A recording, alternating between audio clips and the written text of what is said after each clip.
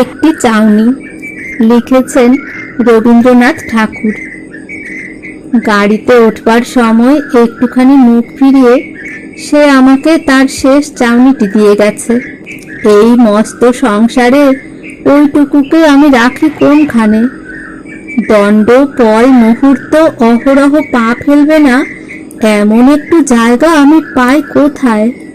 মেঘের সকল সোনার রং যে সন্ধ্যায় মিলিয়ে যায়, এই চাউনি কি সেই সন্ধ্যায় মিলিয়ে যাবে? নাগকেশরের সকল সোনালি রেণু যে বৃষ্টিতে ধুয়ে যায়, এও কি সেই বৃষ্টিতেই ধুয়ে যাবে? সংসারের হাজার জিনিসের মাঝখানে ছড়িয়ে থাকলে এ থাকবে কেন? হাজার কথার আবর্জনায়, হাজার বেদনার স্তূপে তার ওই এক চকিতের দান সংসারের আর সমস্তকে ছাড়িয়ে আমারই হাতে এসে পৌঁছেছে। একে আমি রাখবো গানে গেথে, ছন্দে বেঁধে। আমি একে রাখবো সৌন্দর্যের অমরাবতীতে।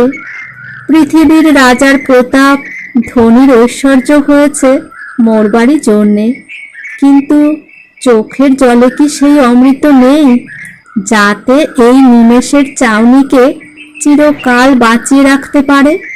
গানের সুর বললে, আচ্ছা আমাকে দাও, আমি রাজার প্রতাপকে স্পর্শ করিনি, ধনীর ঐশ্বর্যকেও না, কিন্তু ওই ছোট জিনিসগুলি আমার চিরদিনের ধন। ওইগুলি দিয়েই আমি অসীমের গলার হার গাঁথি।